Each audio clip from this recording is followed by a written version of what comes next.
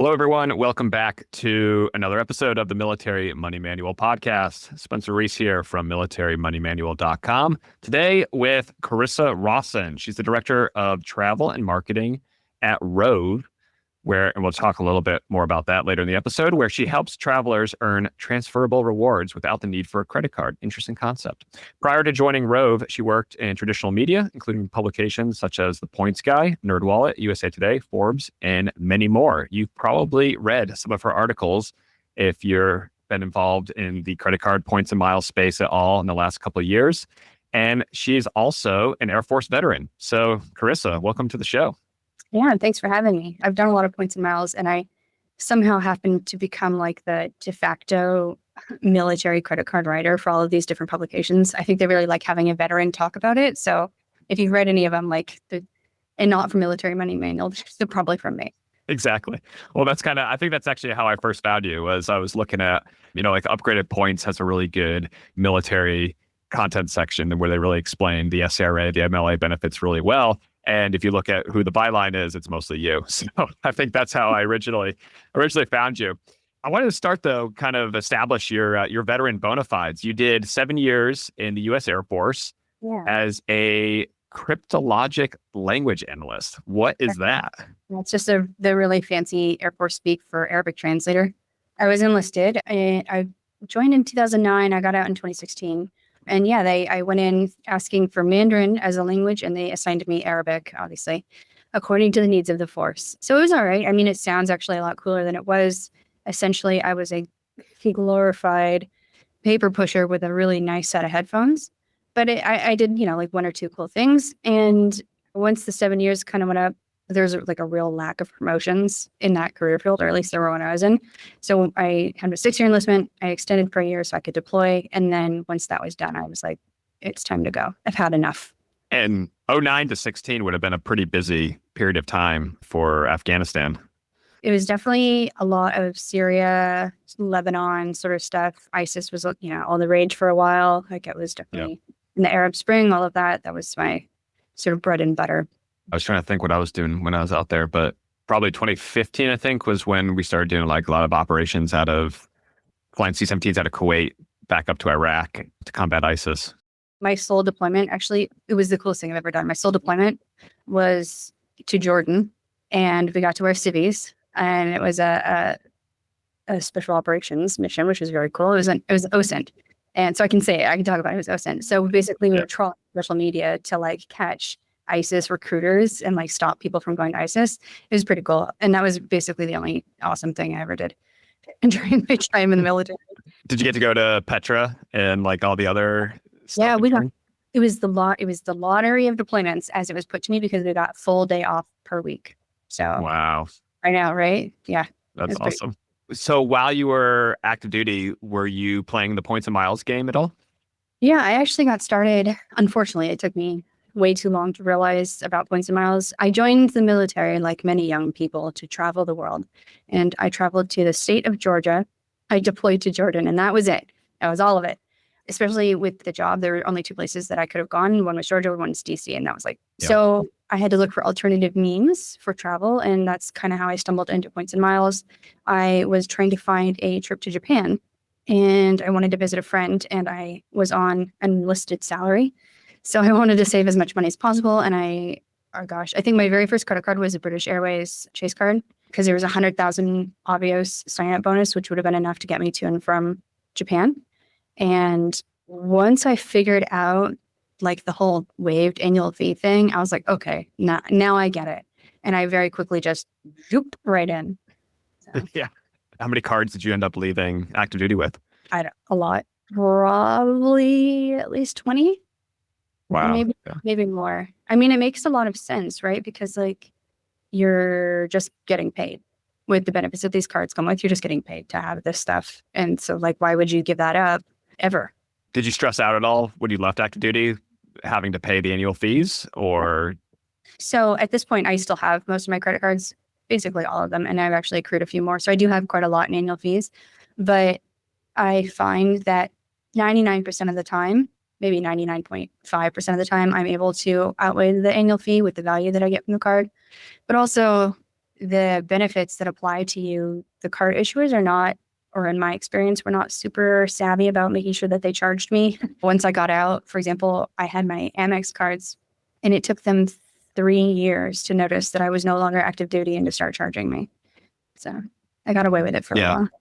I had a similar experience when I left the Air Force in 2022. So I'm now been separated for over 3.5 years. And I still have 6 Amex Platinum cards, all with annual fee waivers. So this $75 a quarter Lululemon credit is looking pretty nice. Oh, I'm honestly, so did you get you get 15% off, right? As a veteran? Yes. I also get my 15% off. So I think my wardrobe is going to be all Lululemon in very, very short order. I saw all kinds of people getting mad about it. I'm like, honestly, like their athletic gear is of decent quality. I get 15% off and then I get a $75 credit. That's fine. Like, I'm not mad. No. I mean, my wife went to Lululemon. She's pretty picky about her athleisure wear. She was like, honestly, I don't really like any of this stuff. And I was like, that's fine because they have one running shorts that I know is good. And they have one workout t-shirt that I enjoy. And so if I have 10 of pairs of those, that's like, that's my workout uniform for the next 2 weeks. So yeah, 100%. Okay. So 7 years, US Air Force, you started getting into the hobby with a free trip to Japan. I think that's what starts the bug for a lot of people, right? Is they want to go somewhere and they're like, what is this? And they probably seen it on social media, or maybe they have a friend in the unit who's talking about it. For the British Airways card, see, that wouldn't be a lot of people's first idea, right? Why would you take out a British Airways card to fly to Japan? But were you already aware of kind of like the transfer partners? Or at that point, it would have been probably just you can book Avios on a different, like American Airlines or something, right? I think it was JAL, actually. JAL. One World. Went to the Points Guy. I used to write for the Points Guy. When I got a job there, I was like, oh my gosh, my dream company. So I started reading the Points Guy, and that's really how I got into it. And it signed up for the BA card because it had the 100,000 Avios bonus, which was roughly double of its usual. I wouldn't recommend that strategy for other people now that I know better.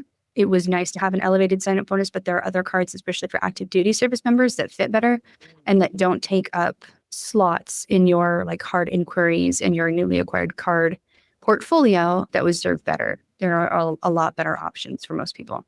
Let's take people through kind of the step-by-step. Let's say you have someone who's enlisted or just commissioned, and let's say they've got their financial house in order, right? They've got no credit card debt. They've got no student loans anymore.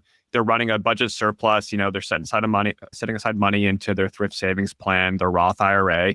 But let's say they don't have a credit score. Let's say they just, for some reason, they never had a credit score, or they don't have a very good credit score because maybe they opened up one store credit card when they were a teen, they forgot to pay the bill, and then it closed or something. So where would you recommend that someone with no or low credit score start?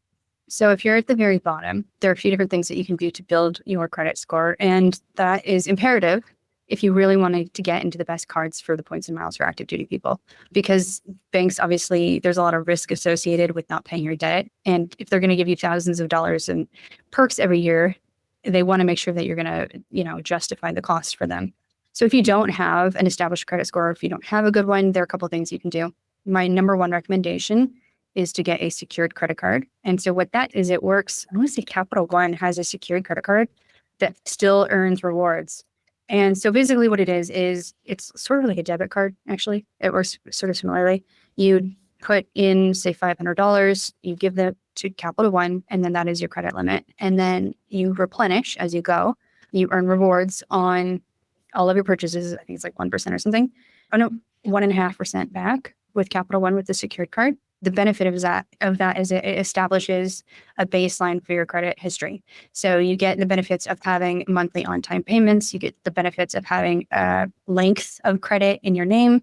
Yeah, and you also get the benefit of, like, for example, if you keep your utilization low, which means like paying off your balance every month, then it makes you have a very low utilization, which means you don't have a lot of holdover debt month after month. And all of those things work to build up your credit score. The Capital One, I'm pretty sure, after a few months of good behavior with your credit card, your secured card, you can convert it into a non-secure card. And then that is just you're off and running. So that would be my top recommendation. If you have like not very good credit or no credit, then that would be what I would say to do. Obviously, it's really hard. Like if you're a nobody, like when you're 18 and you're fresh out of boot camp, you're paying Yeah. 12 on a car loan for no reason. It's hard to get started. And that's a really good way to do it while also starting to build your rewards portfolio. You know what I mean? Just settle for a debit card. That would be my top recommendation. You can also, in terms of building credit, you can do things like USAA and Navy Federal have more relaxed guidelines for personal loans. This is not a super strong recommendation, but it is something that will help establish a better credit score. You can do a personal loan and you don't actually need to use the money. You can pay it off. And then you show, look, I'm a responsible borrower. I had an unsecured loan. I made all of my payments. Pay it off quickly. Don't do the whole, because it's going to be a higher interest rate because it's unsecured. But pay it off. And then you get to have that positive mark on your credit history. And so those things will help you build so that you can get to a more premium card with way better benefits. So two ideas there that came up when you were talking about that is both Navy Federal and USA also have their secured cards. I don't know if they earn rewards as well. So that might be a point in the favor of like a Capital One or some other type of card.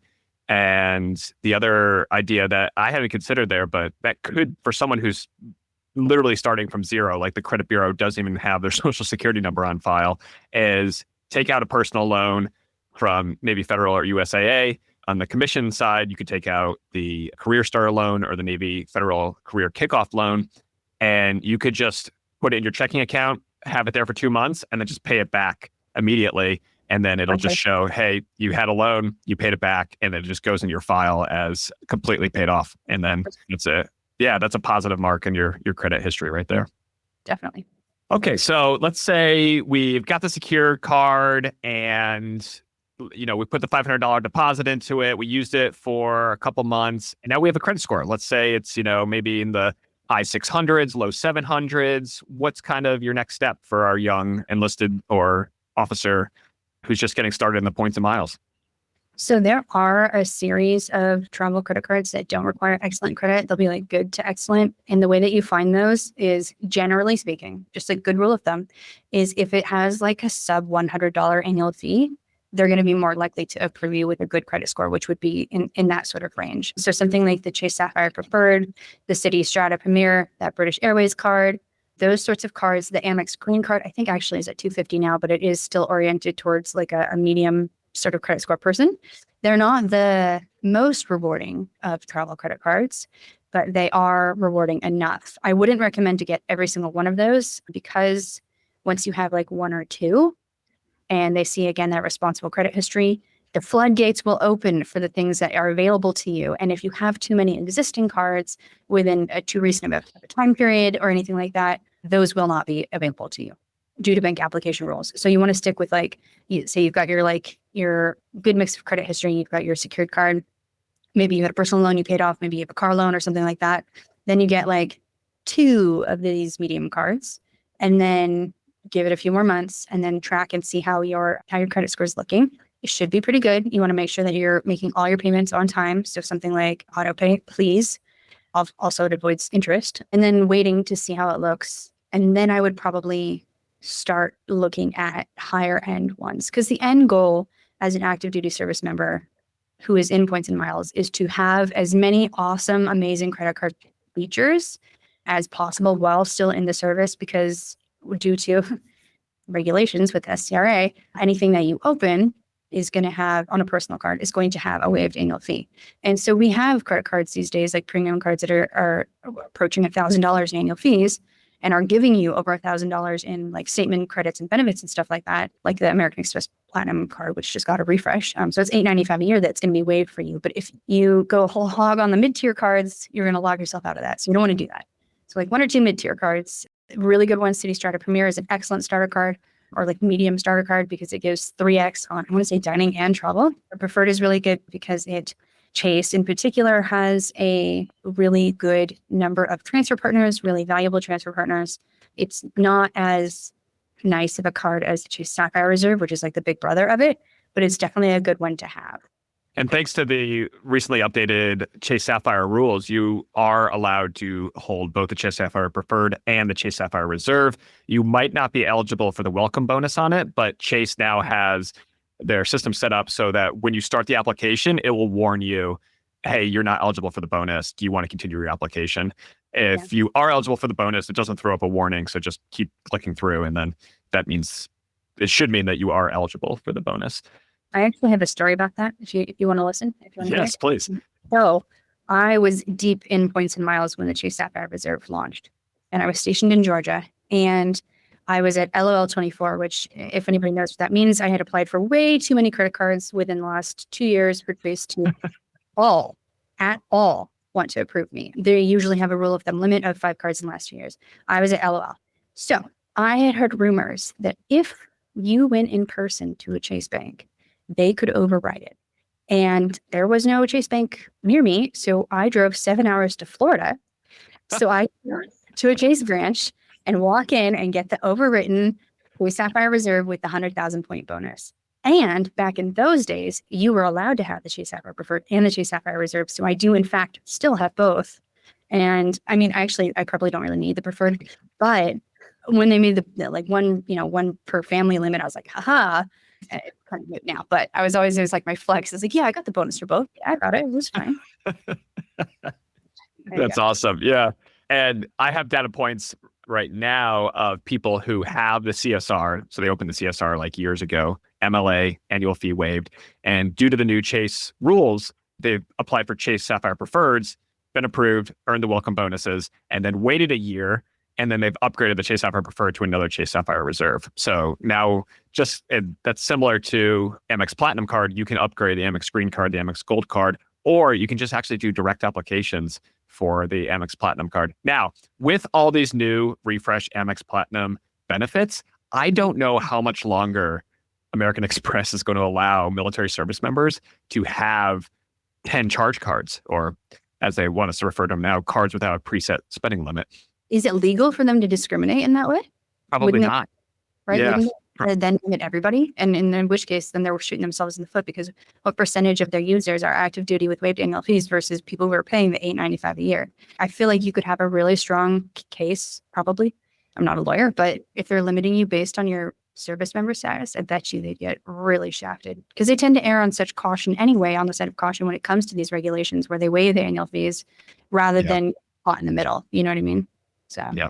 This is the nerdiest thing ever, but my dream would be to sit down in a conference room with the lawyers from Chase, American Express, Citi, Capital One, and just say, show me the document where you decided what your SCRA and MLA rules are and why you're interpreting this way, and like what case law you have, where are the precedents, and just explain it all to me, because like we're all figuring this out kind of by like, we're like groping in the dark, right? And we're like figuring out that it's an elephant, but that's only because someone's like, I have a trunk, I have a tail, I have a hoof. And do elephants have hooves? I don't know. They have legs. And I think that's the crazy thing, right? Is we're all just kind of trying to figure out what the rules are through data points. And it would be nice just to like talk with them. To have it out front. I did at one point, it was a long time ago, 2021. I was writing for a website called The Balance, which has since basically turned into Investopedia. But I did like a really in-depth data pull project for military annual fees. And I went and I called bank by bank, every single bank. And I spoke with every single representative to ask them what their exact policies were regarding like overlimit fees, waived annual fees, consumer card fees. Like Discover is one of the best. They cap, I want to say 5.99% for military. Crazy, even though their cards are not super rewarding. And so I went through and I did all that. So I feel like at one point I had a fairly solid idea of who was who and what was what, but it was a long time ago. But yeah, we should just tell us. Yeah, it'd be nice if they could just clearly spell it out. And so that's half my battle when I'm talking to people, is they're like, this sounds too good to be true. And I'm like, I know it does. But for some reason it works. So take advantage of it while you still can. Just a quick note from one of our sponsors, and we'll be right back to the show. Hey, Spencer, I've heard about this free Amex Platinum card for military service members. Where can I go to learn more about this? Great question, Jamie. I've got the Ultimate Military Credit Cards course at militarymoneymanual.com/UMC3. It's a 100% free email-based course, and I explain exactly how to verify your eligibility for credit card annual fee waivers with the Military Lending Act, or MLA, and the Service Member Civil Relief Act, or SCRA. The Ultimate Military Credit Cards course is a beginner's guide to travel hacking and opening up your first annual fee-waived credit card while you or your spouse serves in the U.S. military. There's no spam, no fluff. And the only emails you'll get from me are related to military credit cards. You can unsubscribe at any time, and there's zero cost to you to sign up. You can sign up right now for free at militarymoneymanual.com/UMC3. Again, militarymoneymanual.com/uniform Mike Charlie 3. And now back to the show. All right. I want to talk about two kind of more strategies for military service members. And then I want to talk a little bit about what you guys are doing over at Rove Miles. So military reservists and National Guardsmen. So let's say that you are off active orders but you know that you have active orders coming up. So let's say you have like a 6-month deployment coming up and you're going to be on Title 10 or Title 32. What are some kind of things that you're thinking about if that's your situation? So what's really interesting when you talk about the CRA and the Service Member Civil Relief Act and the MLA, which is a Military Lending Act, I would say that there is a really good strategy if you are in the sort of the reserves or if you're in the National Guard, and it ends up being a lot better if you are one of those versus somebody who just joined active duty. Because if you are active duty, any debt that you acquire while you're in active duty service falls under the MLA, whereas somebody who is pre-enlistment or pre-commission or someone who's like in the National Guard or whatever, who doesn't have active orders, that's going to be the SCRA who covers you. And the SCRA has a much broader application in terms of the fees that are waived, like even like over limit fees, interest rates, late payment fees, et cetera, et cetera. So if you are currently not active, but you do know that you have orders coming up, what you'll want to do is as much as you can or as quickly as you are able is to acquire some sort of premium credit cards or things like that before you activate. And what that means is that you'll have these really expensive cards with all of these really expensive benefits and these really extremely expensive interest rates. And then as soon as you become active, they cap the interest rates at 6% and they need to waive the fees and things like that. So I would absolutely recommend that you do open those cards if you know that you're going to be active in the near future. That's something that a lot of people don't realize is that if you do have active orders coming up, yeah, there's a huge advantage there. One thing I would caveat, though, is if the card is going to charge the annual fee, like on that first billing statement, you might be on the hook for that. But there's one company, actually, Capital One. So they have the Capital One Venture X card, and that's got a, I think, $395 annual fee. And they don't waive that annual fee if you open it under MLA, but they do if you open it under SCRA. So there's an opportunity there. I've had a couple U.S. Air Force Academy graduates reach out to me who have opened their card just as they're in that kind of that gap between leaving school and entering active duty. They're opening their card, they're going active duty, they're submitting their orders to Capital One, and then they're getting the annual fees waived on their Capital One Venture X card. Yeah, smart. The other thing I wanted to address was two-player mode. So let's say you're active duty and you're lucky enough to have a spouse. The nice thing about the Military Lending Act is that covered borrowers are defined as dependents of the active duty service member. So if you're in DEERS, if you're in the Military Lending Act database, which just pulls the data from DEERS, then you can get your fees waived as well. So what kind of things should military couples be thinking about? And it's not just couples, is it? Isn't it? It's your dependents as well. So if you have like... That's actually true. Yeah. So I have had a few people reach out and say, hey, I have my daughter's at the Air Force Academy. Can she add me as a dependent? I was like, if she's actually taking care of you, yeah, there actually are ways to add adult dependents, but usually no. But there is a situation where you could have an 18-year-old kid, you could be active duty and your 18-year-old kid could be off at college and they could open up a Chase Sapphire Reserve and they're technically eligible for Military Lending Act benefits. Yeah. And I think that makes a lot of sense. So I would say the recommendations that I have, if you and your P2, your player 2, and or your children, players 3 and 4, whoever, if you guys all qualify for waived annual fees under the Military Lending Act, I would have actually really similar advice for all of you. And that would be to make sure that you are getting the absolute most expensive travel credit cards that offer the best benefits while you have the opportunity to have those fees waived. You don't have to keep all of them when you leave the service. In fact, you probably shouldn't, because a lot of the benefits and a lot of the credits will be redundant. But if it's going to cost you nothing out of pocket to hold for you and your family, there's no reason for you to not take advantage of your $50 Saks Fifth Avenue semi-annual credit. You know what I mean? It is literally free money. Or for example, the Hilton Honors American Express Aspire card has, I want to say it's $500 a year in resort credits, which you can use towards room rates. The Amex Platinum has the Fine Hotels and Resorts credit, which is you can use for hotel stays. There are so many benefits and things that you can take advantage of, which again, sure, they're not paying you necessarily, but you are getting so much free products, so many free benefits, so much free merchandise, whatever it is. But you want to do that while you have the opportunity. I would also recommend that you do it in a strategic order because, like I said, a lot of these card issuers and these banks have these non-published rules about how often they're going to allow you to apply for a card.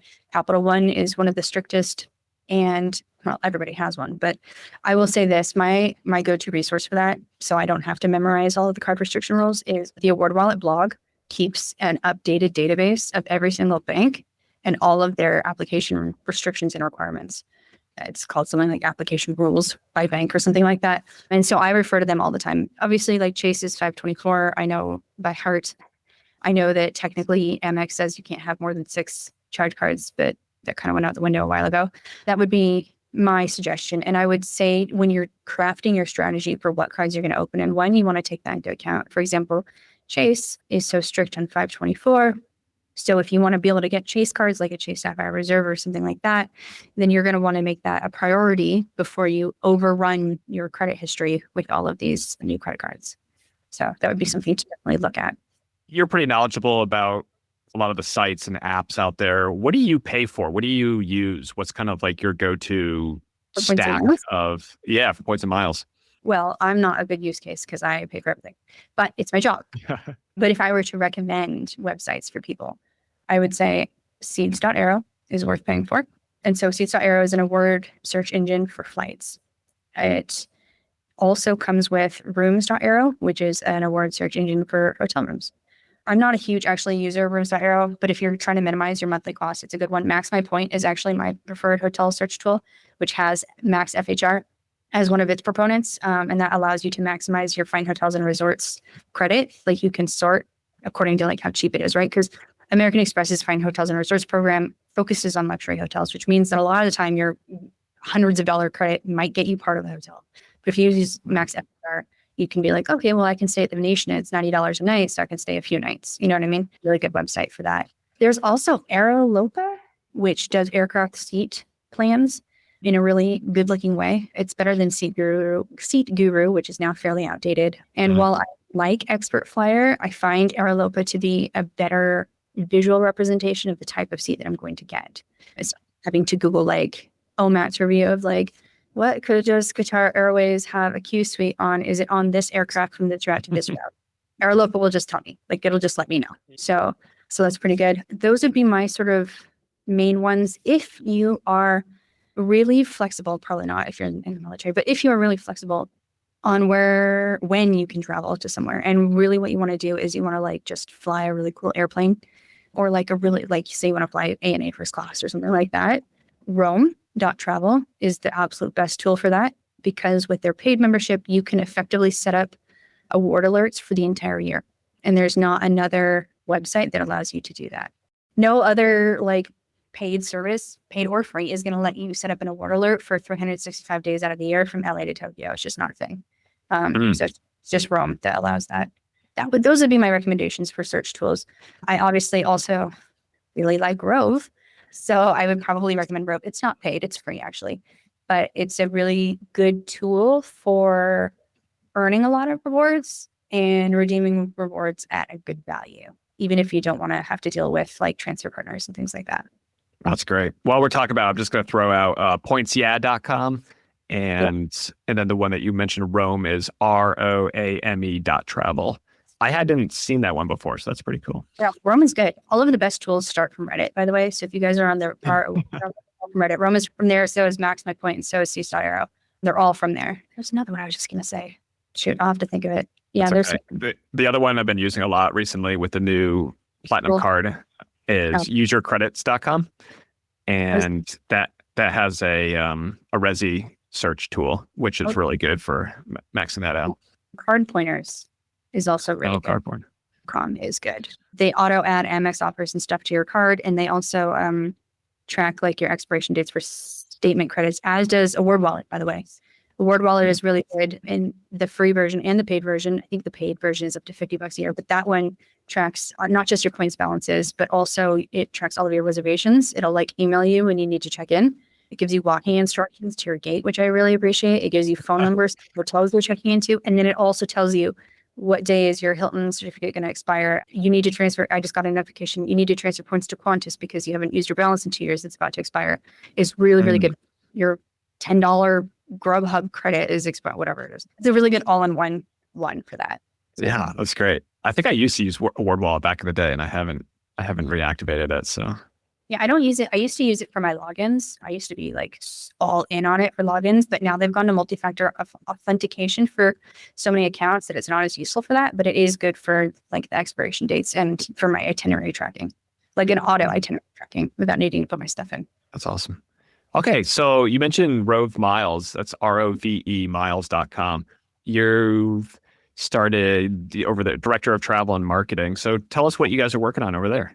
I love points and miles. I love award travel. And Rove isn't going to be the best fit for all active duty service members just because you guys, not we, you guys, they people, you listeners get to have waived annual fees and I don't anymore. But it is a good option for anybody who already has a lot of credit cards. And that can be if you're still on active duty, because what it is like Amex points, Chase points, Citi points, Capital One miles, etc. You can earn Rove miles, and those can be transferred to one of 12 different partners. The idea behind Rove, it was created by some younger folk, and basically they saw that a lot of people weren't able to get these travel credit cards because they didn't have the credit history or the credit score. So they wanted a way for people to be able to use and earn transferable rewards without needing to have a credit card. That's not super applicable if you have a great credit score and you're in the military. It is super applicable if you have 1 million credit cards already, which is the boat I was in, where I am not really eligible for too many more sign-up bonuses, or I already have 1 billion annual fees and I don't want to pay more. So Rove has an online shopping portal, which has 13,000 stores. So it's like Rakuten or Honey or AA Shopping or something like that, except for like the closest competitor is Rakuten, and they have something like 3,900 stores versus 13,000. So there's that. You can also earn Rove miles via hotel bookings and by booking flights. So it's like if you put together like Expedia plus Amex Travel plus Rakuten in a bag and shook it up and spat it out, it would be Rove. And aside from not needing a credit card to earn like a lot of rewards, our biggest differentiator is in the way that our hotel platform works. So yesterday we launched something called Loyalty Eligible, and I'm really, really excited about this because did you see the news? Have you seen it? I haven't, no. So sure. Well, let me tell you. Okay, so yesterday we launched Loyalty Eligible. And what that means is that you, from now on, can book your hotel on rovemiles.com, Hyatt, Hilton, Marriott, whatever, IHG. You can earn Rove miles, and you also get all the benefits of booking directly. You get your elite night credits, you get your elite status benefits, you get your free breakfast, you get your 4 p.m. checkout, and then you get the rewards that you get when paying with your credit card. Yeah. So historically, hotels have like really restricted that. They block it, right? Because they don't want to pay commissions to an online travel agency to a third party that cuts in their profit. So that's how they incentivize their customers into booking directly, is by restricting those sorts of benefits. So for example, if you had the Hilton Aspire card, which has a $450 annual fee, and if you had booked with Rove previously, you could get a great rate on your Hilton hotel, but then you're not going to be able to get your free breakfast. That's gone now. You could do all the best. So it's now the absolute best place to book any hotel, whether you're staying in a boutique property or a Hilton. And yeah, so like for October 15th, or it was actually the 14th to the 31st, you get 10x Rove miles per dollar spent on all of your hotel stays, in addition to your hotel points, blah, blah, blah. And then it goes down to 5. That's one way of booking hotels on Rove. The other way is just with a preferred Rove rate. And this is something really interesting. This is where you get like wild numbers. So if you are going on a family vacation to Bangkok because you want to, once per year, you can go onto Rove's website and we officially market that you can earn up to 25x miles per dollar spent with Rove miles. I have never, not even once, done a search and not found ones that are higher. So the way that we award Rove miles on your hotel purchases. It's based on commission. And so that means like the earnings are super dynamic, right? Aside from loyalty eligible. Loyalty eligible is a flat rate, but it's based on commission. So if you're going to a business destination on a weekend or a leisure destination on a weekday, I guess, or if you're visiting somewhere tropical in the summer and it's all sweaty, you're going to get like 1 million more Rove miles than you would during really high periods of demand, things like that. But for example, like I found a 4-night stay in Dubai next June that was giving me 75 miles per dollar spent, which is crazy because those same miles are the same points that you'd be earning with Amex that you then transfer to British Airways. It's the exact same thing, Rove to Avios, which is Finnair, which then convert to BA. So you're getting 75 BA miles per dollar spent. And that's not, you'll never find that anywhere else. Your absolute best that you'll find would be something like the Capital One Venture X, which gives you like 10x, or the Citi Strata Premier, or the Citi Strata Elite, which gives you those, I'll give you 10x on hotels within their portal, but they cap it. They cap it only at 10x. So we don't do that. We just pass along the commission for you guys, for everybody. And so it works out really well. My Rove balance is huge at this point. I've converted basically all of my stays. And now that loyalty eligible is out, like I'm really big into hotel loyalty. So for me, being able to maintain that status, it means a lot. I really, really appreciate that. Yeah, it's pretty good.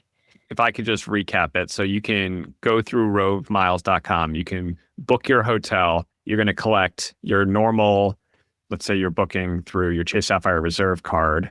You're going to collect your normal 3x points 4x points now on hotels and flights.